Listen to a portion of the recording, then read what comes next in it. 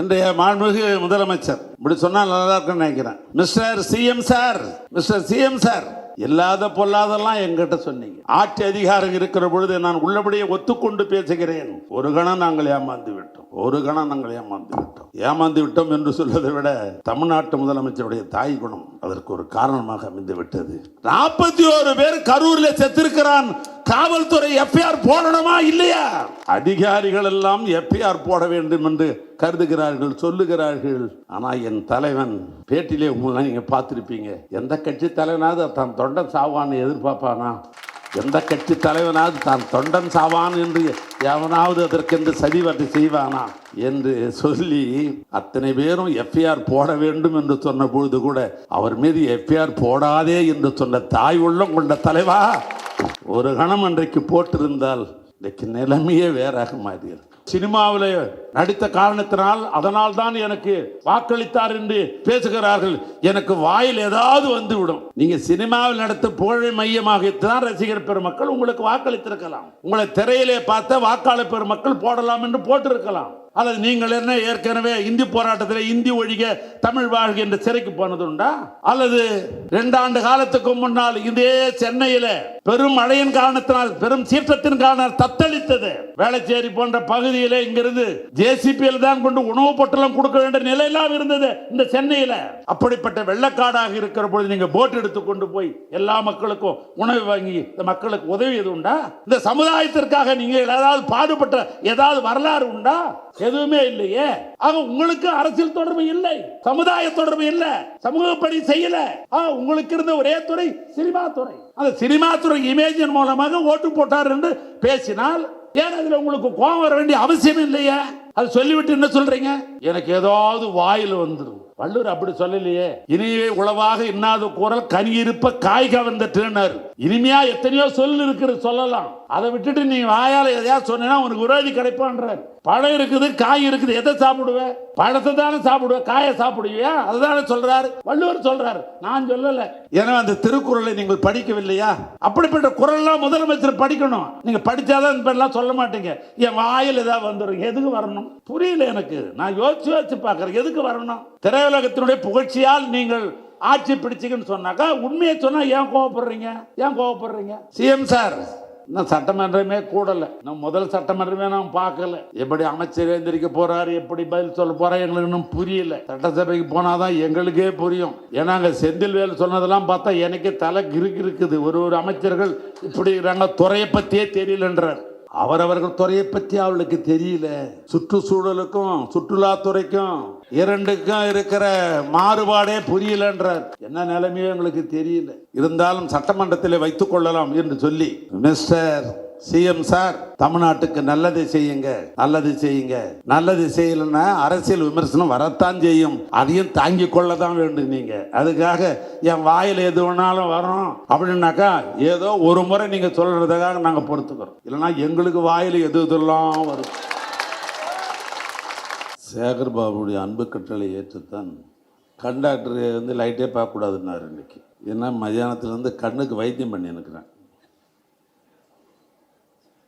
மக்கள் எவ்வளோ தூரம் உட்காந்துருக்கணும் எனக்கு தெரியல. ஆனாலும் அவருக்கு பயந்து நடுங்கி அவர் கட்டளை ஏற்று இந்த பொதுக்கூட்டத்திற்கு நான் வந்திருக்கிறேன். நான் எப்பொழுதும் நீண்ட நேரம் பேசி பழக்கப்பட்டவன். உங்களுடைய அன்பை ஆதரவை கரவியை நான் அதிகம் பெற்றவன்.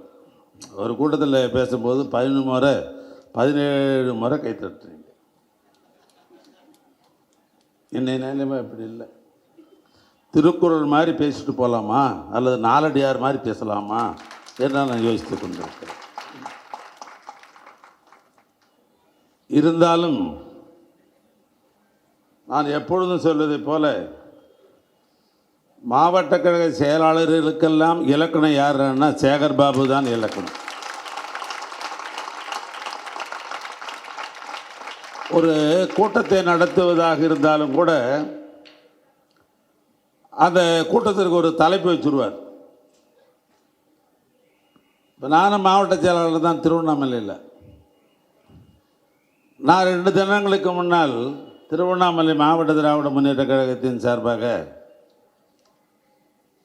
கலைஞருக்கு பிறந்தநாள் விழா கொண்டாடினோம்.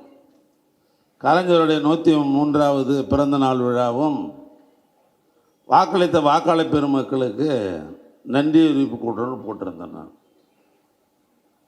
நான் சொல்லி ஆகணும். ஏன்னா வாக்காளருக்கு நன்றி சொல்லுகிற நேரத்தில் இஸ்லாமிய பெருமக்களுக்கு நான் நன்றி சொல்ல வேண்டிய ஒரு கடமை எனக்கு இருக்குது. திருவண்ணாமலை மாத்திரம் 6 வார்டு இஸ்லாமியர் இல்லைன்னா நானும் புட்டுன்னு இருப்பேன். ஆனால் இன்றைக்கி சட்டமன்ற உறுப்பினர் ஆகியிருக்கிறேன்னா அதுக்கு அவர் தான் காரணம். பேராட்சிக்கு தெரியாது, அதனால் நினைவு விட்டுறேன். ஆக அப்படிப்பட்ட இந்த கூட்டத்திற்கு அறிவு சமுதாயத்தை வளர்த்தவர், அன்பின் கதிர் போல உதித்தவர். ஒரு இலக்கிய நியாயமாக தான் எப்பயுமே அவர் தலைப்பு போடுவார், அது எந்த நிகழ்ச்சியாக இருந்தாலும். அது அண்ணன் கலைஞர் பிறந்த நாளாக இருந்தாலும் சரி, 8 கோடி தமிழுடைய இதய வேந்தராகவும் ஒட்டுமொத்த கழகத்தினர் உதவிசுவரமாக இருக்கிற திராவிட மாடல் ஆட்சியினுடைய நாயகர் அண்ணன் மு.க. ஸ்டாலினாக இருந்தாலும் தலைப்பு போகிறதுல மண்ணை வரும். இது ரொம்ப எனக்கு பிடித்த தலைப்பு. ஆக அப்படிப்பட்ட இந்த அறிவு சமுதாயத்தை வளர்த்தவர், அன்பின் கதிர் போல் உதித்தவர் என்கிற இந்த அற்புதமான தலைப்பிலே புகழரங்க நிகழ்ச்சியை நடத்துவதற்கு இன்றைக்கு தலைமை பொறுப்பு ஏற்றிருக்கிறேன் நம்முடைய அன்பிற்குரிய சகோதரர் ராஜசேகர் அவர்களே. நான் ஆரம்பத்தை சொல்லதை போல நான் சொல்வதை விட அண்ணன் தளபதி சொன்னதான் சொல்லணும். இவர் சேகர் பாபு கிடையாது, இவர் இயக்கத்துக்கு செயல்பாபு என்று செயல் அளவுக்கு செயல்பாபாக விளங்குகிற சேகர் பாபு அவர்களே. எஸ் முரளி முதல் கொண்டு முன்னிலை பொறுப்பேற்றிருக்கிற கழகத்தில் பல்வேறு பொறுப்பில் இருக்கின்ற பொறுப்பாளர்களே, நிகழ்ச்சியில் கலந்து கொண்டு நமக்கு பெருமை சேர்த்திருக்கிற எங்களுடைய வடார்காடு மாவட்டத்தில் சிறப்பாக பல கல்லூரி மாணவர்களை உருவாக்கிய வாணியம்பாடி கல்லூரியிலே சிறப்பாக துறை தலைவராக இருந்து பேராசிரியராக சிறப்பாக பணியாற்றிய என்னுடைய அன்பிற்கும் பண்பிற்கும் உரித்தாரமான பேராசிரியர் ஜவஹர்லால் அவர்களே, நிகழ்ச்சியில் அற்புதமாக பேசிய என்னுடைய அருமை சகோதரர் ஊடகையாளர், இனிமேல் அவர் சிறந்த பேச்சாளர் தான் சொல்லணும், சிறப்பான பேச்சாளர், சிறந்த பேச்சாளர் என்னுடைய அன்பு சகோதரர் செந்தில்வேல் அவர்களே. ஏன்னா அவரோட என் பேர் ஒட்டின்னு இருக்குது, அதுக்காக சொல்கிறேன். செந்தில்வேல் அவர்களே, வணக்கத்திற்குரிய நிமிர்ந்து வணக்கத்துக்குரிய சகோதரி பிரியா ராஜன் அவர்களே, நிகழ்ச்சியில் பங்கு பெற்றிருக்கிற கழக செய்தி தொடர்பாளருடைய இருப்பாகவும் சிறந்த சிறப்பாளர் பேச்சாளருமாக இருக்கிற அருமை தம்பி தமிழன் பிரசன்னா அவர்களே, நன்றியுரை நிகழ்த்தியிருக்கிற பார்த்திபன் அவர்களே, கவியரசு அவர்களே, பகுதி கழகத்தினுடைய நிர்வாகிகளே, வட்டக்கழக செயலாளர்களே, வட்டக்கழகத்தினுடைய நிர்வாகிகளே, திரளாக கூடியிருக்கிற தாய்மார்களே, அன்பர்களே, நண்பர்களே, உங்கள் அத்தனை பேருக்கும் இந்த நேரத்தில் எனது அன்பு கலந்த வணக்கத்தை நான் முதலில் தெரிவித்துக் கொள்ள நான் விரும்புகிறேன். தமிழ் வெல்லும் என்கிற தாரக மந்திரத்துக்கு சொந்தக்காரர். 60 ஆண்டு கால மக்கள் பிரதியாக இருந்து நின்ற தேர்தலெல்லாம் வென்ற ஒரே தலைவர் அண்ணன் கலைஞர் தான். கலைஞருக்கு இணையான தலைவரை உலகத்தில் எங்கே தேடி பார்த்தாலும் கிடைக்கல. நின்ற 13 தேர்தலில் வென்ற ஒரே தலைவர் ஜனநாயகத்தில் உலகத்திலேயே அண்ணன் கலைஞர் ஒண்டி தான். அவருக்கு இணை அவர் தான். இந்திய வரலாற்றுடைய போக்கையை மாற்றி காட்டியவர் நம்முடைய அருமண்ணன் கலைஞர் அவர்கள்.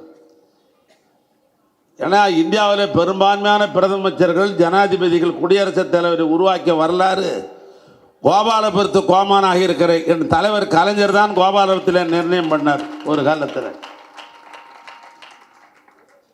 தமிழர் என்ற ஒரே ஒரு சொல் அடையாளத்தை கொண்டு இந்த ஜாதி அந்த ஜாதி, இது மேல் ஜாதி கீழ் ஜாதி, இது ஒதுக்கப்பட்ட ஜாதி, இது நடுஜாதி என்று பார்க்காமல் அத்தனை பேரும் ஒரே குடையின் கீழ் தமிழர்களே தமிழர்களே என்று அத்தனை பேரும் அரவணைப்போடு நடத்துவார் நம்முடைய அண்ணன் கலைஞர் அவர்கள். அதனால அவரை தமிழ் ஞான தந்தை என்று சொன்னால் கூட அது மிகையாகாது. அப்படிப்பட்ட தலைவர் நம்முடைய தலைவர் அவர்கள். ஆக நான் இங்கே தலைப்பை சொன்னேன். இது ஒரு அறிவியல் இயக்கம். இது அறிவியல் இயக்கம் என்கிற காரணத்தினால்தான் வடசென்னையிலே இருக்கிற ராயபுரத்துடைய தலைமைக்கு அண்ணா அவர்களே அதற்கு என்ன பெயரிட்டார்னா அறிவகன் தான் பெயரிட்டார். ஏன்னா அது அறிவியல் இயக்கம். ஆனால் அவர் வழித்தொன்றாக இருக்கிற இன்றைய பிறந்தநாள் அவருடைய நாயகன் அண்ணன் கலைஞர் அவர்கள் அண்ணா சாலையிலே கண்ட தலைமை கழகத்துக்கு என்ன பேர் வச்சார்னா அண்ணா அறிவாலயம் தான் பேர் வச்சார். அதற்கு கல்வி கற்றால் தான் அறிவு பெருகும் என்கிறால், அறிவு பெற வேண்டும் என்று சொன்னால் கல்விக்கூடம் தேவை. கல்விக்கூடம் இல்லைன்னா அறிவு வளராது. அந்த கல்விக்கு முக்கியத்துவம் தர வேண்டும் என்று நினைத்த இயக்கம் திராவிட இயக்கம். ஒரு காலத்தில் மோய்வேந்தர் ஆண்ட பொழுதும் சரி, அதற்கு பின்னால் ஆண்டவர்கள் எந்த காலமாக இருந்தாலும் படிப்பறிவு கிடையாது தமிழ்நாட்டில். முதல்ல நான் படிக்கணும்னு நினைச்சேன் யாருன்னா பிரிட்டிஷ்காரன் தான். ஆங்கிலேயர் காலத்தில் தான் முதலாக பள்ளிக்கூடம் என்பது அந்த காலத்தில் தான் உருவாச்சு. அதுக்கு முன்னாலாம் கிடையாது, படிப்பெல்லாம் கிடையாது. ஆக 1901 பிரிட்டிஷ்காரங்காலத்தில் 100 பேர் இருக்கிறான்னா எத்தனை பேர் படித்தான்னா 7 பேர் தான் படித்தான். நான் சொல்கிறது 1901. 100 பேரை கூப்பிட்டு படித்தான்னு கேட்டீங்கன்னா 7 பேர் தான் சொன்னான் நான் படித்தேன்னுவான். அது கூட என்ன டிகிரிலாம் நினைக்காதீங்க. எதை கையெழுத்து போட தெரியும் 5வது வரைக்கும் படிச்சிருப்பான். இதுதான் அந்த படிப்பு கூட 7 பேரில் யாருக்கு கிடைத்தது என்று சொன்னால் முற்போக்கு என்று நம்ம அடிமைப்படுத்தி கொண்டிருந்தோம். அந்த இன மக்கள் தான் 6 பேர் படித்தான், நம்மால் ஒருத்தர் தான் படித்தான். அது 7லேயே 1922 கணக்கெடுத்து கொண்டோம் என்று சொன்னால் 8 பேர் தான் படிச்சிருக்கிறான் கணக்கு. 1931 என்று எடுத்தால் 9 பேர் படிச்சிருக்கிறான். 1952 நாடு சுதந்திரத்துக்கு பின்னால் படித்தவர்களுடைய எண்ணிக்கை 15 பேர். 52ல் 100ல் 15 பேர் தான் படிச்சிருக்கிறோம். இதுவே அந்த காலத்தில் 52ல் முதலமைச்சராக இருந்த ராஜாஜிக்கு பிடிக்கல. நீங்களாம் எங்கடா படிக்கிறது, உனக்கு படிப்பே வராது, அதனால் குலத்தொழில் கண்டு கொண்டாடுறேன் என்று சொல்லி குலத்தொழில் கொண்டாந்துட்டார். அப்பயே 52ல் அவன் அப்பன் ஜாதி என்னவோ அந்த ஜாதிக்கு தகுந்த தொழிலை நீ செய்டான்ட்டான். மண்பாண்டம் செய்கிற உடையாயராக இருந்தால் நீ மண்பாண்டம் செய். சிலை அலங்கார கடையை நடத்தி கொண்டிருக்க அன்பு சகோதராக இருந்தால் சிலை அலங்கார கடையை வச்சுக்க. தச்சு வேலை தான் உன்னுடைய குடும்ப தொழில் என்று சொன்னால் அதை செய் என்று குலத்தொழில் தோட்டத்தை 52ல் ராஜாஜி கொண்டு வந்து விட்டார். அப்பயே நம்மளை படிக்கக்கூடாதுட்டார். அதற்கு பின்னால் வந்த பெருந்தலைவர் காமராஜர் அவர்கள் தான் 54ல் எல்லா கிராமத்திலும் பள்ளிக்கூடம் வேண்டும் என்று நினைத்தவர் பெருந்தலைவர் காமராஜர். அதனால் கிராமங்களிலே பள்ளிக்கூடம் வந்தது. இதை உணர்ந்த திராவிட இயக்கம் 1969ல் 67 திராவிட இயக்கம் ஆட்சிக்கு வந்தாலும் கூட சிறிது காலம்தான் அண்ணா இருந்தார். படிப்படி என்று சொன்னவர் அவர். ஆனால் காலம் அவரை நம்மை விட்டு இழந்து விட்டோம். 69ல் அண்ணன் கலைஞர் அவர்கள் முதலமைச்சராக பொறுப்பேற்ற பின்புதான் படி என்று சொன்னது பெரியார். அண்ணா எழுது என்று எழுதியவர். இரண்டும் சேர்த்து கல்லூரி தேவை என்று சொன்னவர் அண்ணன் கலைஞர் அவர்கள். அதனால்தான் அவர் சிஸ்டத்தை கொண்டாந்தார். ஒரு பள்ளிக்கூடம் என்று சொன்னால் 1 கிலோமீட்டருக்கு ஒரு தொடக்கப்பள்ளி இருக்க வேண்டும் என்று சொன்னார். 3 கிலோமீட்டருக்கு ஒரு நடுநிலை பள்ளி ஆரம்பித்தார். 5 கிலோமீட்டருக்கு ஒரு நடுநிலை பள்ளியை ஆரம்பித்தார். 5 கிலோமீட்டருக்கு ஒரு உயர்நிலை பள்ளியை ஆரம்பித்தார். 8 கிலோமீட்டர் இருந்தாக்கா ஒரு மேல்நிலை பள்ளியை உருவாக்கும் என்று ஆணை பிறப்பித்தார். அரசு பள்ளிகள் அத்தனையும் அனைத்து ஜாதியும் படிக்கணும், அனைத்து ஜாதியும் படிக்க வேண்டும் என்று சொன்னவர் கலைஞர்.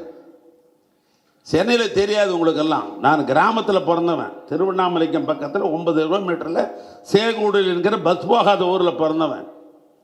பள்ளிக்கூடத்தில் கூட தீண்டாமை தலை விரித்து ஆடிய காலங்கள்லாம் உண்டு. அப்படிப்பட்ட நிலையில் கழக ஆட்சிக்கு வந்த பிற்பாடு தான் ஒரு ஸ்கூலுன்னு சொன்னால் எல்லாம் ஒரே பெஞ்சில் உட்கார்றாங்க. எங்கள் ஊரில் நான் ரொம்ப பெரிய வீட்டு பிள்ளை. நான் அது அங்கே பள்ளிக்கூடத்தில் ஒன்றும் செல்லலை. பெரிய விடாது சின்ன விடாது, வாஜியார் கோலத்தையும் உட்கார்றா ஒன்றான்னா எங்களை. இதுதான் நிலைமை. ஆக ஜாதியை போக்கி பள்ளிக்கூடத்தில் அனைவரும் சமம் என்று சொன்னது கழக ஆட்சி. கலைஞர் தான் அதை கொண்டு வந்தார். காலப்போக்கில் இதெல்லாம் நம்ம மறந்துடுறோம். நான் ஆனால் மாவட்டந்தோறும் கல்லூரிகள், எங்கள் ஊரில் ஒருத்தன் படிக்கணும்னாக்கா ஒன்று சென்னைக்கு வரணும், இல்லைன்னா அண்ணாமலை பல்கலைக்கழகம் சிதம்பரத்துக்கு தான் போகணும். எங்கள் ஊரில் கல்லூரிலாம் கிடையாது. 100 கிலோமீட்டர் கல்லூரி இல்லை. ஒன்று நேராக இங்கே தான் வரணும், பிரசிடென்சி காலேஜுக்கு தான் வரணும், இல்லைன்னா அண்ணாமலை பல்கலைக்கழகத்தான் போகணும். இதுதான் எங்கள் ஊர் நிலைமையே. ஆனால் இன்றைக்கு சுற்றி சுற்றி தமிழ்நாட்டில் இருக்க நகராட்சியெல்லாம் எங்கே இருக்கிறதோ அங்கெல்லாம் கலைக்கல்லூரிகள், மாவட்ட தலைநகரம் எங்கெல்லாம் இருக்கிறதோ அங்கெல்லாம் கல்லூரிகள்.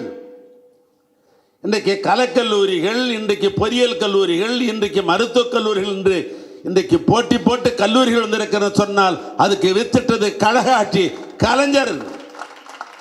யாரும் மறந்துவிட முடியாது.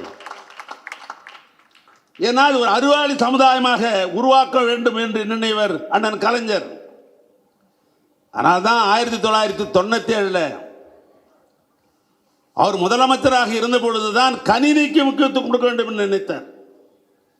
97 அவர் கணினிக்கு முக்கியத்துவம் தர வேண்டும் என்கிற காரணத்தினால்தான் கல்லூரிகளை எல்லாம் இந்த ஐடின்னு சொல்றாங்க பார், இன்ஃபர்மேஷன் டெக்னாலஜி அல்ல கம்ப்யூட்டர், இதற்கு முக்கியத்துவம் தர வேண்டும் என்பதற்காக பாடத்திட்டத்தில் கொண்டாந்தார். சிலபஸில் கல்லூரிகள் எங்கெல்லாம் இருக்கிறதோ அந்த கல்லூரிகளெல்லாம் ஐடி என்கிற இன்ஃபர்மேஷன் டெக்னாலஜி என்று சொல்ற IT, computer science, electronic communication, இது போன்ற புதிய நுட்பங்களை கொண்ட உலகத்தரம் உள்ள அந்த பாடத்திட்டத்தை ஒரு கல்லூரியிலும் கொண்டு வந்தார்.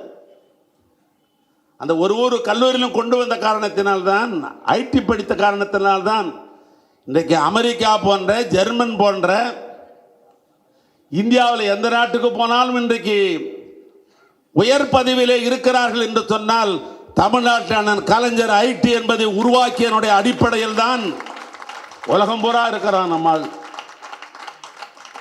ஒரு முறை ஆந்திராவுடைய முதலமைச்சராக இருக்கிற அண்ணன் சந்திரபாபு நாயுடு என்று சொன்னார், இன்னைக்கு உலகத்தில் எங்க போனாலும் தமிழன் ஒருத்தர் இருக்கிறான். அந்த தமிழன் இருந்ததுக்கு என்ன காரணம்னா கலைஞரும் அண்ணாவும் கொண்டு வந்த இருமொழி கொள்கை தான் அதுக்கு காரணம். ஒன்று ஆங்கிலம், இன்னொன்று தமிழ். தாய்மொழியான தமிழை நாம் பேசுகிறோம். அது ஜப்பானுக்கு போனாலும் அமெரிக்காவுக்கு போனாலும் எங்கு போனாலும் இணைப்பு மொழியான ஆங்கிலம் இருக்கிறது. ஆனால் இருமொழி கொள்கை தமிழ்நாட்டிலே இருந்த காரணத்தினால் தான் இவ்வளவு பேர் வந்திருக்கிறார் என்று நான் சொல்லலை. ஆந்திராவிலே இருந்த முதலமைச்சர் சந்திரபாபு நாயுடு ஒரு பேட்டியிலே சொன்னார். ஆக உலகளாவிலே இன்றைக்கு பொறியாளர்கள் இருக்கிற காரணத்தினால்தான் இன்றைக்கு தமிழ்நாடாக இருந்தாலும் இந்தியாவாக இருந்தாலும் இன்னைக்கு பொருளாதார வளர்ச்சி வளர்த்து பெற்றிருக்கின்ற சொன்னால் வெளிநாட்டிலே பணியாற்றுபவர்கள் அத்தனை பேரும் இந்த இந்தியாவுக்கு, தமிழ்நாட்டுக்கு டாலர் கணக்காக பணங்களை இங்கு அனுப்புகிற காரணத்தினால் இங்கே பொருளாதாரம் இன்றைக்கு முன்னேறி இருக்கிறது. எனவே அப்படிப்பட்ட அண்ணன் அவர்கள் தான் அவருடைய பரிணாம வளர்ச்சி என்று சொன்னால் பலதை சொல்லலாம். நான் எப்பொழுதும் சொல்லுவேன், 10 தலை ராவணனை நாம் பார்த்ததில்லை. அவனை ஆற்றலை பற்றி பேசுகிற பொழுது 10 தலை ராவணன் சொல்லுவாங்க. 10 தலை இருந்ததா? 10 தலை அல்ல.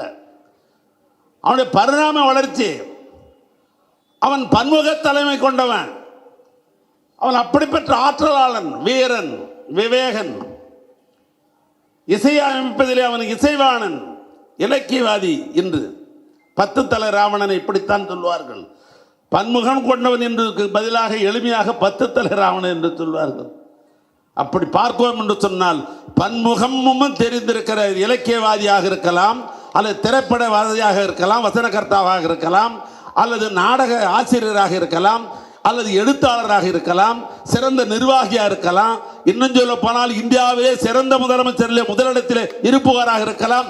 இப்படி பன்முகம் கொண்ட தலைவர் யார் என்று சொன்னால் கலைஞர் மட்டும்தான். அவருக்கு இணையானவர்கள் யாரும் கிடையாது. அவர் பெரிய எழுத்தாளர், இலக்கியவாதி, கவிதை புனைவர், திரைப்படத்திற்கு வசனகர்த்தா மட்டுமல்ல, 28 படத்துக்கும் மேற்பட்ட தயாரிப்பாளர் அவர் தான்.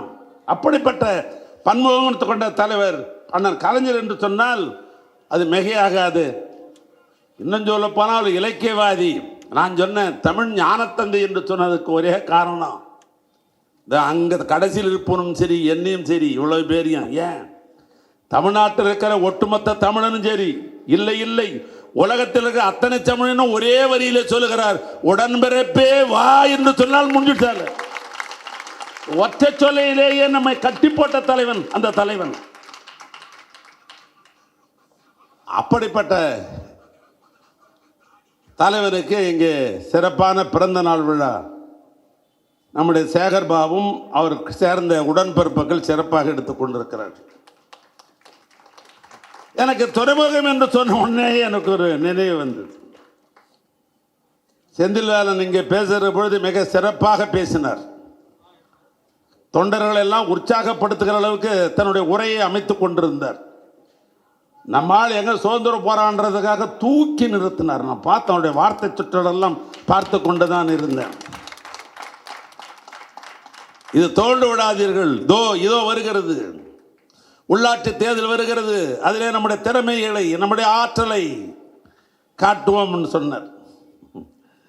திராவிட முன்னேற்ற கழகம் என்பது ஒரு பீனிஸ் பறவை, இது என்ன ஆனாலும் இது எழுந்து கொண்டே தான் இருக்கு, அது ஒன்றும் பண்ண முடியாது. அதுக்கு உதாரணம் இந்த மண் தான், அதற்கு உதாரணம் இந்த மண் தான். என்ன காரணம் என்று சொன்னால், இதே மண்ணில் தான் 1999 பொது தேர்தல் நாம் சந்திக்கிற பொழுது தமிழ்நாட்டில் 234 தொகுதியிலும் திராவிட முன்னேற்ற கழகம் கூட்டணியோடு நாம் நின்றாலும் கூட 2 இடங்கள் தான் வென்றோம். அதில் ஒரு இடம் எது தெரியுமா? அன்றைக்கு நன்றி உணர்வோடு இந்த தொகுதி மக்கள் அண்ணன் கலைஞருக்கு வாக்களித்திருந்தார். இந்த மண்ணில் தான். அதனால்தான் அந்த நன்றியுணர்வு தொடர்ந்து இந்த மண்ணில் இருக்கிற காரணத்தினால்தான் என் தம்பி சேகர் பாபுக்கும் உதயசூரனுக்கு ஓட்டு போட்டிருக்கிறீங்க.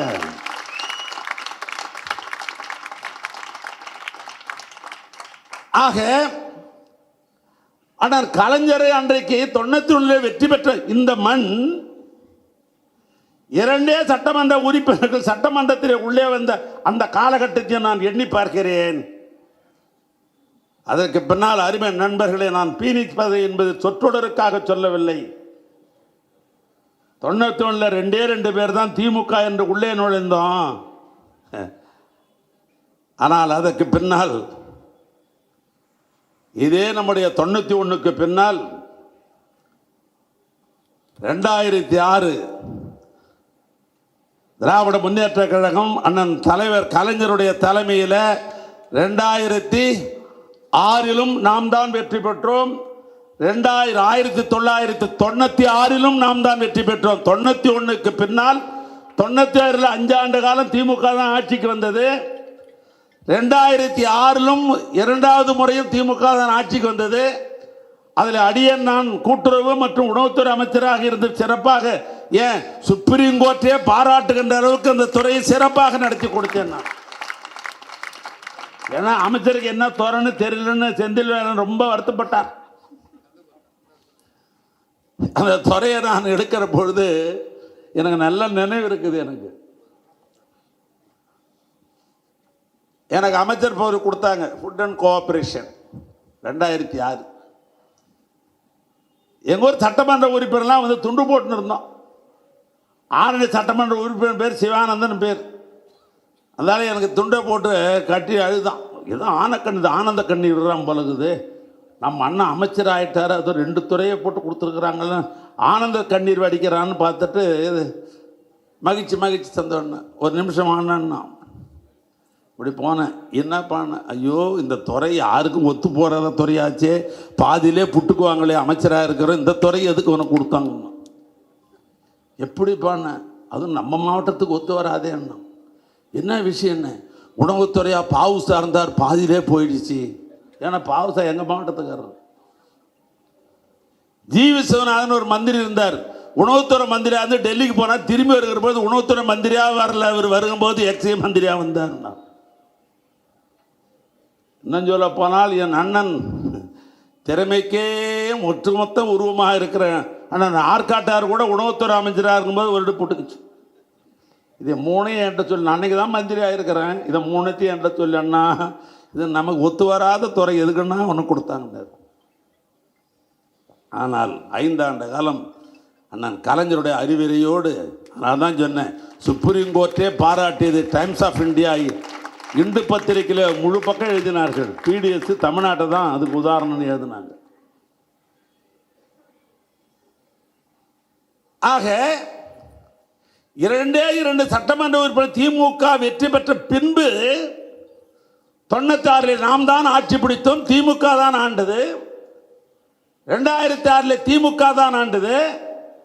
2021 எல்லாருக்கும் எல்லாம் கிடைக்கின்ற திராவிட மாடல் ஆட்சி, தமிழ்நாட்டு முதலமைச்சர் என் அண்ணன் மு.க. ஸ்டாலின் தலைமையில் சிறப்பான ஆட்சி நடைபெற்றது.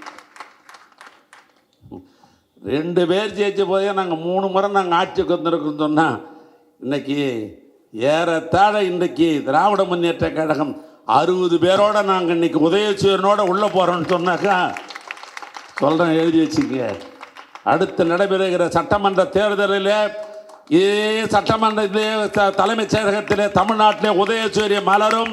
தமிழ்நாட்டு முதலமைச்சராக அருமையண்ணன் மு.க. ஸ்டாலின் வருவார். நம்பிக்கை தான்பா வாழ்க்கை, வாழ்க்கையே நம்பிக்கை தானே. நிச்சயம் கழக ஆட்சிக்கு வரும். இங்க சொன்னார்கள் இன்றைய மாண்புமிகு முதலமைச்சர், இப்படி சொன்னால் நல்லா இருக்குன்னு நினைக்கிறேன். Mister CM sir, mister CM sir, இல்லாத பொல்லாதெல்லாம் என்கிட்ட சொன்னீங்க. ஆட்சி அதிகாரம் இருக்கிற பொழுது நான் உள்ளபடியே ஒத்துக்கொண்டு பேசுகிறேன். ஒரு கணம் நாங்கள் ஏமாந்து விட்டோம், ஒரு கணம் நாங்கள் ஏமாந்து விட்டோம். ஏமாந்து விட்டோம் என்று சொல்வதை விட தமிழ்நாட்டு முதலமைச்சருடைய தாய் குணம் அதற்கு ஒரு காரணமாக அமைந்து விட்டது. 41 பேர் கரூரில் செத்திருக்கிறான். காவல்துறை எஃப்ஐஆர் போடணுமா இல்லையா? அதிகாரிகள் எல்லாம் எஃப்ஐஆர் போட வேண்டும் என்று கருதுகிறார்கள், சொல்லுகிறார்கள். ஆனால் என் தலைவன் பேட்டிலே உங்களை நீங்கள் பார்த்துருப்பீங்க, எந்த கட்சி தலைவனாவது தான் தொண்டன் சாவான்னு எதிர்பார்ப்பானா? எந்த கட்சி தலைவனாவது தான் தொண்டன் சாவான் என்று எவனாவது அதற்கென்று சதிவட்டை செய்வானா என்று சொல்லி அத்தனை பேரும் எஃப்ஐஆர் போட வேண்டும் என்று சொன்ன பொழுது கூட அவர் மீது எஃப்ஐஆர் போடாதே என்று சொன்ன தாய் உள்ளம் கொண்ட தலைவா,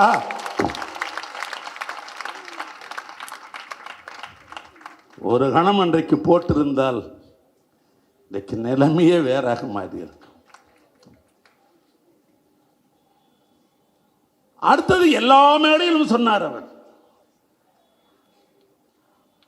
அவர்கள் கொள்கை விரோதி, இவர்கள் அரசியல் விரோதி. அவர்கள் கொள்கை விரோதினா யாருன்னா தெரியுதா? டெல்லியில் இருக்கலாம் கொள்கை விரோதியாம், இங்க இருக்கிற நாம் அரசியல் விரோதியாம். ஐயா, இந்த ஒரு வார்த்தைக்கு மட்டும் நான் பல முறை ரூமில் தனியாக உட்காந்து சிந்தித்தே என் தலையில் இருக்கிறது மேலே இருக்கிறதெல்லாம் போயிடுச்சு. ஆகிய நானும் யோசித்து பார்த்தேன், இந்த வார்த்தைக்கு என்னடா பொருள், இந்த வார்த்தைக்கு என்ன பொருள்? மக்கள் தலைவர் எம்ஜிஆர் நம்மோடு இருந்தார். அண்ணன் கலைஞருடைய 40 ஆண்டு கால நண்பர் அவர். இன்னும் சொல்ல போனால் திரையுலகத்தில் 2 பேர் நண்பராக இருந்த காரணத்தினால்தான் அன்றைக்கு அவரை பக்குவப்படுத்தி பேரறிஞர் அண்ணாவிடத்திலே கொண்டு வந்து மக்கள் தலைவர் எம்ஜிஆரை திராவிட முன்னேற்ற கழகத்திலே சேர்த்த வரலாறு யாருக்கு சொன்னால் அண்ணன் கலைஞர் தான். 53 திராவிட முன்னேற்ற கழகத்திலே இணைத்துக் கொண்ட மக்கள் தலைவர் எம்ஜிஆரும் அண்ணன் கலைஞரும் சிலை உலகத்திலே நண்பர்கள். ஒருவரை விட்டுக் கொடுக்க கூடாது என்று எண்ணியவர்கள், நீண்ட நாளை நண்பர்கள்.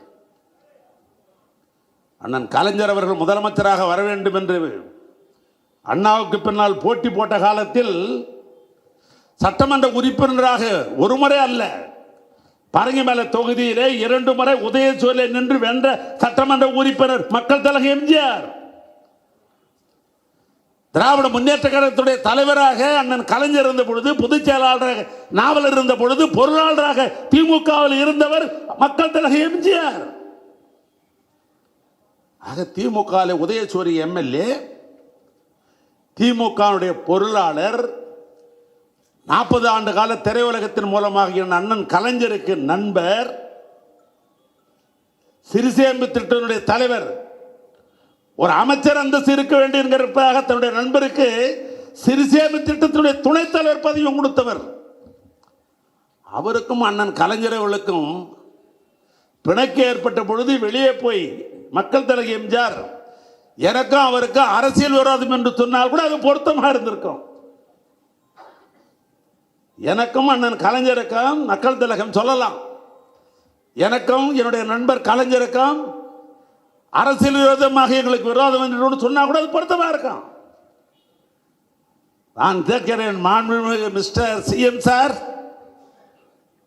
நீங்க என்ன திராவிட முன்னேற்ற கழகத்தில் கிளைக்கழக செயலாளராக இருந்தவரா, அட்டக்கழக செயலாளரா, இங்க தலைமை பொறுப்பேற்ற பகுதி கழக செயலாளரா, மாவட்ட கழக செயலாளரா, செயற்குழு உறுப்பினரா, பொதுக்குழு உறுப்பினரா, இயக்கத்திற்காக அணி அணியாக இருந்து அணிகளாக சேர்ந்து கொண்டிருக்கிற அணி அமைப்பாளர்களா? திமுகவுக்கும் உங்களுக்கு என்ன சம்பந்தம்? எங்களுடைய அரசியல் விரோதி என்று நாட்டு பூரா பறைசாற்றினீர்களே. நாங்கள் முதலமைச்சராக இருந்த இடத்துல கேட்டோம், ஒரு சைடில் செய்தி போய்கொண்டே இருக்கிறது,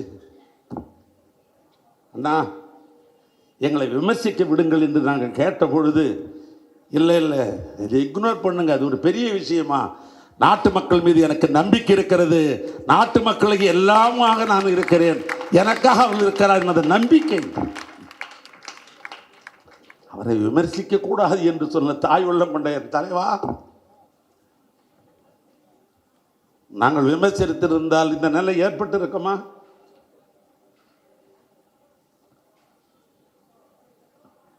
அதோடு மட்டுமல்ல, ஏதோ மக்கள் ஏமாந்தார்கள், நம்பின நங்கண்ண குட்டீசன புட்டீசன ஏதோ குழந்தைகளை தன்மைப்படுத்தி சாக்கலேட்டுக்காக உங்கள் அப்பா அம்மா, உங்கள் அத்தை கிட்ட, உங்கள் மாமா கிட்ட, உங்கள் தாத்தா கிட்ட, உங்கள் பாட்டி கிட்ட சாக்கலேட்டுக்காக நீ அழுவ மாட்டியா? அதுக்காக விஜய மாமாவுக்காக நீ ஒரு ஓட்டுக்காக அழுது எனக்கு வாங்கி கொடு என்று அந்த இளம் சிறாரை கூட நீங்கள் இந்த நேரத்தில் தேர்தலில் நீங்கள் பயன்படுத்தி கொண்டீர்கள். நான் ஒரு ஆதாரபூர்வமான செய்தியை நான் ஒன்று சொல்லுகிறேன். ஆழ்வார்பேட்டையில் என் வீட்டுக்கிட்ட பக்கத்தில் கீர்த்திலால்னு ஒரு கடை இருக்குது. இந்த கீர்த்திலால் கடைக்கும் பக்கத்தில் ஒரு பழக்கூட ரோட்டில் ஒரு பழ கூட வைத்துக்கொண்டு ஒரு பழக்கடை, ஒரு 70 வயது தக்க ஒரு மூதாட்டி, என்னுடைய ஓட்டுநரை அனுப்பி அந்த ஒரு பழம் வாங்கினா எதுக்கு ஓட்டு போட்டுன்னு கேட்டு வாங்க. என்னுடைய ஓட்டுநர் நேராக போய் அந்த வயதான 70 வயது உள்ள இந்த மூதாட்டி இடத்துல போய் ஒரு கிலோ ஆப்பிள் வாங்கிட்டு, பாட்டி பாட்டி நீ எதுக்கு ஓட்டு போட்டேன்?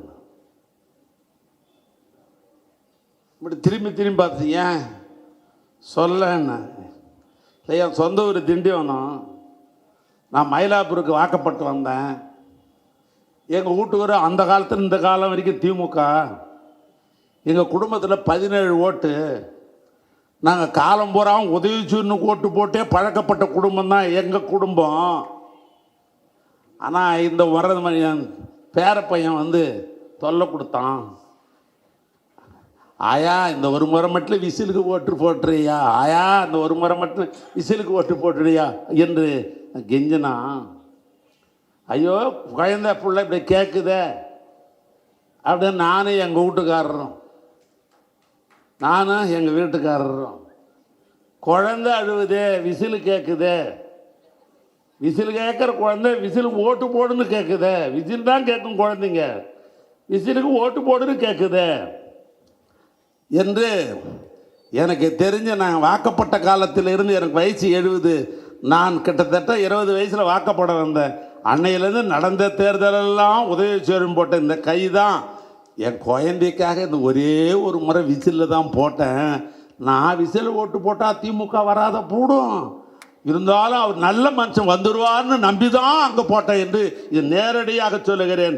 என் தாய் மீது ஆணையிட்டு சொல்லுகிறேன். இந்த சம்பவத்தை அங்கே நான் காதாட கேட்டேன். இதுதான் தமிழ்நாட்டு நிலைமை, இதுதான் தமிழ்நாட்டு நிலைமை. நான் ஓட்டு போட்டா முக ஸ்டாலின் ஜெயிக்காத போறார். அவர் கட்டாயம் ஜெயிப்பார். நாட்டு மக்களுக்கு நல்லதை செய்திருக்கிறார், ஜெயிப்பார். அவரை போல தமிழ்நாட்டுடைய மக்களுடைய நாடியை பிடித்து திட்டங்கள் தீட்டுகிற முதலமைச்சர் எனக்கு தெரிந்து சுதந்திர காலத்தில் இருந்து இது வரைக்கும் இல்லை. அவர் முதலமைச்சராக பொறுப்பேற்ற உடனே பத்திரிகையாளர் கேட்கிற பொழுது சொன்னார், சொன்னதோடு மட்டும் இல்லை, கடைசி வரைக்கும் நடந்தார். எனக்கு ஓட்டு போட்டவர்களுக்கு நான் தான் முதலமைச்சர், எனக்கு ஓட்டு போடாதவர்கள் கூட ஏன் ஓட்டு போடவில்லை என்று எண்ணுகிற அளவுக்கு நான் ஆட்சியை நடத்துவேன் சொன்னார். எல்லாருக்கும் ஒரு ஆட்சியாக நான் நடத்துவேன் சொன்னார். எல்லாருக்கும் ஒரு ஆட்சியை நடத்தினார். ஆட்சியை பற்றி யாராவது ஒரு குறை சொல்ல முடியுமா? ஒருத்தர் சொல்ல முடியுமா? 24 மணி நேரத்தில் எனக்கு தெரிஞ்சு அவர் அநேகமா தூங்கிய நேரம் 2 மணி நேரம் தான் இருக்கும். ஒரு நாள் 2:15 மணிக்கு என்னுடைய தொலைபேசி அடிக்கிறது, செல்போன். 2:15 மணிக்கு யார் பாடிக்கிறா? இங்கே திருவண்ணாமலை யாரோ தொகுதிக்காரன் யாரோ பிரச்சனையா யோசனை பண்ணி செல் எடுக்கிறேன். 2:15 மணிக்கு பார்த்தா முதலமைச்சருடைய போன் எடுத்தேன். அண்ணான்றான், தூங்கிட்டீங்களான்னு கேட்குறாரு. 2:15 மணி தூங்காத, நான் என்ன பண்ண முடியும்? நான் பக்குவமாக சொன்னேன். ஆனால் 12 மணி வரைக்கும் படிச்சுன்னு தான் இருந்தேன். இப்போ தான் கண்ணு அசந்ததுன்னு. தூங்கணும்னு கூட சொல்லலை. ஏன்னா அவர் தூங்காத நம்மளை ஃபோன் பண்ணுறாரு, நான் தூங்கணும்னு எப்படி சொல்ல முடியும்? நான் சொன்னேன் 12 மணி வரைக்கும் படிச்சுன்னு இருந்தேன், இப்போ தானே கண்ணு அசந்தேன்னு. இப்போ கேட்குறார், மதுரையில் அண்ணன் கலைஞர் பேரில் ஒரு நூற்றாண்டை முன்னிட்டு அங்கே ஒரு நூலகம் கட்டி கொண்டிருக்கிறோமே, அது எப்பொழுது முடியும்னு 2:15 மணி கேட்குறாரு. என்ன 2:15 மணிக்கு நூலகம் கட்டுறது மதுரையில் அண்ணன் கலைஞருடைய நூற்றாண்டு விழாவை முன்னிட்டு தென்னக பகுதிகளுக்கெல்லாம் அறிவாளி ஆக வேண்டும் என்ற ஒரே அடிப்படையில் கட்டப்படுகிற அறிவு உலகத்திற்காக கட்டப்படுகிற நூலகம் 2:15 மணிக்கு அவர் கேட்கிறாருன்னா அந்த முதலமைச்சர் தூங்கினாரா தொக்கல்னு எப்படி சொல்றீங்க? செஞ்சு ஆக இந்த நாட்டு மக்களுக்காக 2 மணி நேரம் 3 மணி நேரம் தூங்கிவிட்டு நமக்காக உழைத்த தலைவர் அந்த தலைவர்.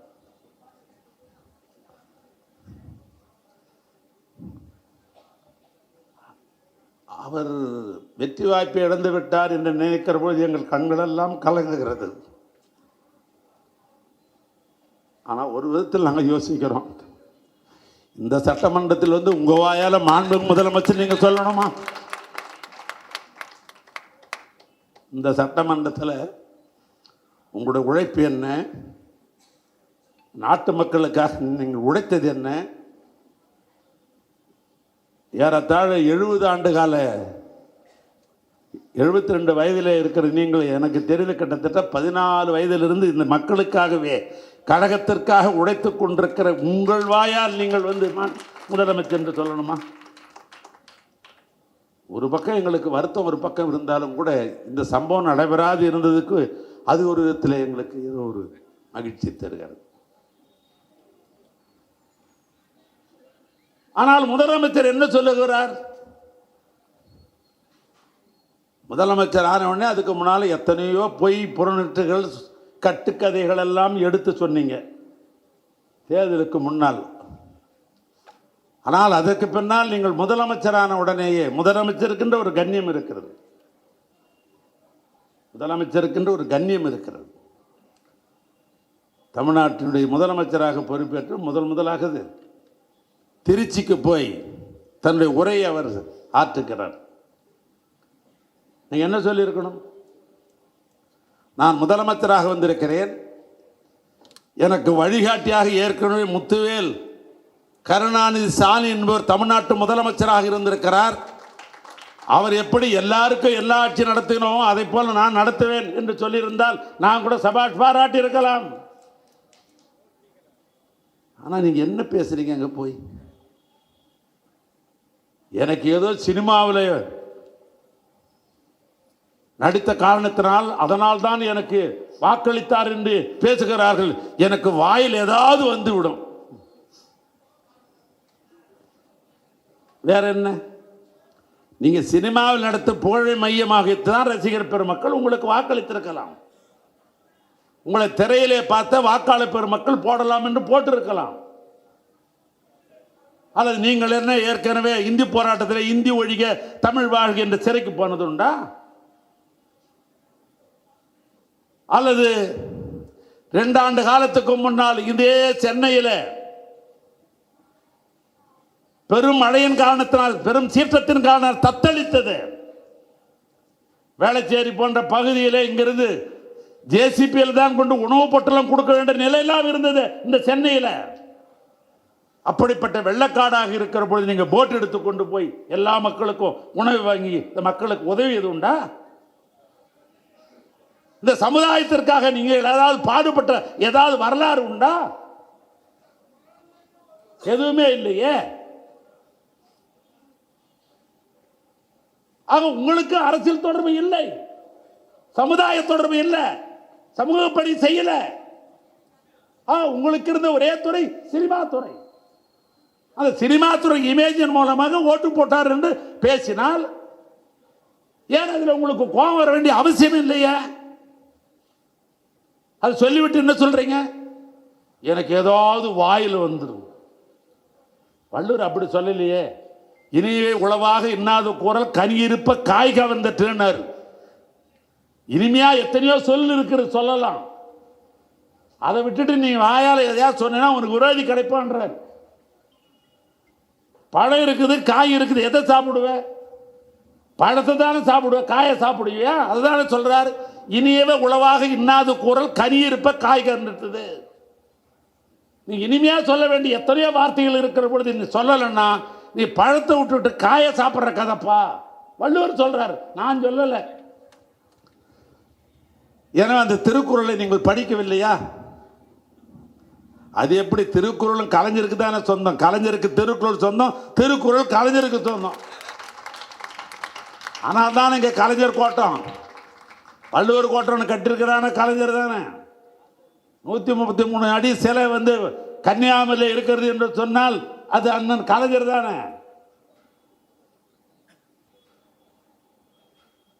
திருக்குறளுக்கு எத்தனை பேர் உரை எழுதினார்கள்?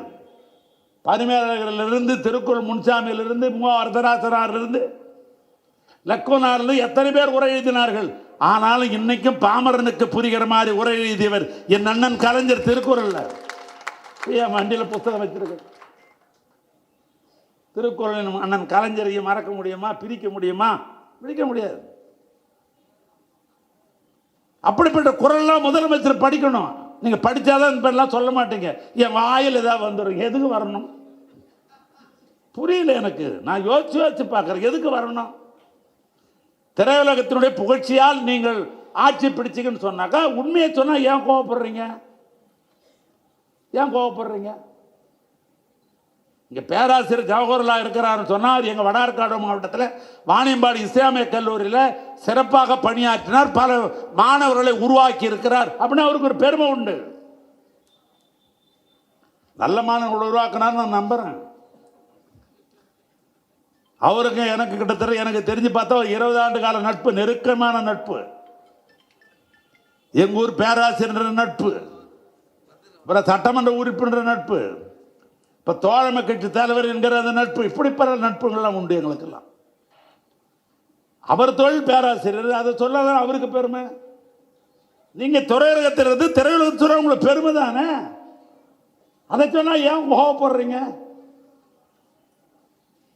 மூகாம்பிக்கு போகிற காரணத்தினாலே எல்லாமே மக்கள் தலைவர் எம்ஜிஆர் ஆகிட முடியுமா?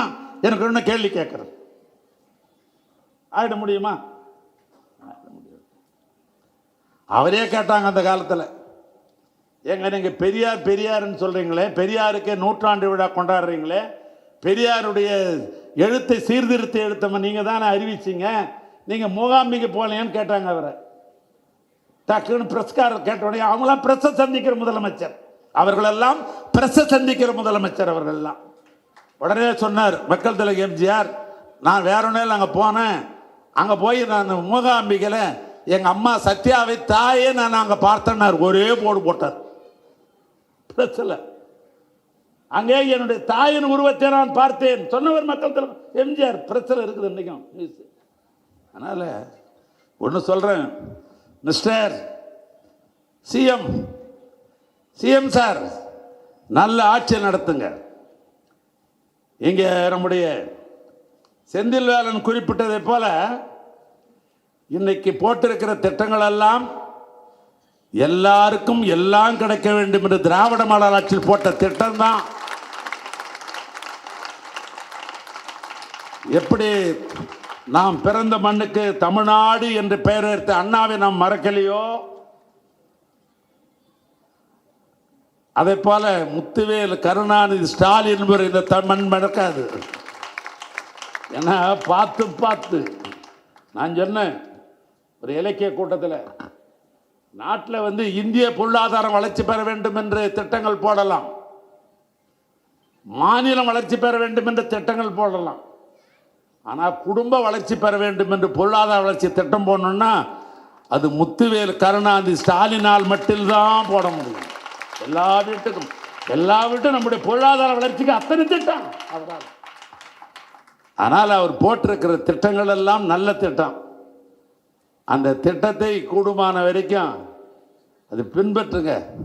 அதான் என்னால் சொல்ல முடியும். இப்போ ஏன்னா இன்னும் சட்டமன்றமே கூடலை, இன்னும் முதல் சட்டமன்றமே நாம் பார்க்கல. எப்படி அமைச்சர் எழுந்திரிக்க போகிறார், எப்படி பதில் சொல்ல போகிறார் எங்களுக்கு இன்னும் புரியல. சட்டசபைக்கு போனால் தான் எங்களுக்கே புரியும்.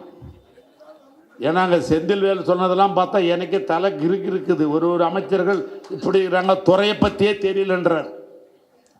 அவரவர்கள் துறையை பற்றி அவளுக்கு தெரியல. சுற்றுச்சூழலுக்கும் சுற்றுலாத்துறைக்கும் இரண்டுக்கும் இருக்கிற மாறுபாடே புரியலன்றார். என்ன நிலைமையோ எங்களுக்கு தெரியல.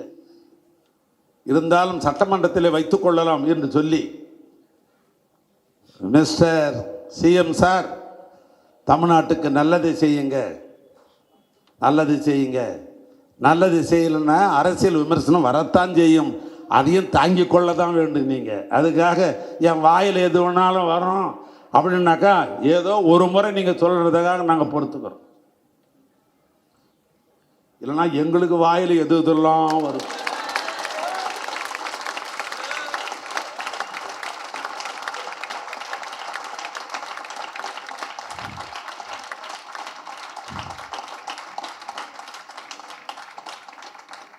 மீண்டும் ஒரு முறை எங்களை எல்லாம் பொத்தி வளர்த்த எங்கள் அண்ணன் கலைஞருக்கு இங்கே சிறப்பான பிறந்த நாள் கொண்டாடி கொண்டிருக்கிற பகுதி கழகத்திற்கும், நன்றி உணர்வோடு வாக்களித்த உதயசூரனுக்கு வாக்களித்த இந்த துறைமுகம் தொகுதி வாக்காளர் பெருமக்களுக்கும், அதன் மூலமாக இங்கே சட்டமன்ற உறுப்பினராக உருவாகி இருக்கிற உங்கள் வீட்டு பிள்ளை சேகர் பாபு அவர்களுக்கும், இந்த நிகழ்ச்சி சிறப்பாக ஏற்பாடு செய்த தலைவர் கலைஞர் உடன்பிறப்புகளுக்கு எனது கோடான கோடு நன்றி சொல்லி உரையை நான் நிறைவு செய்கிறேன். நன்றி, வணக்கம்.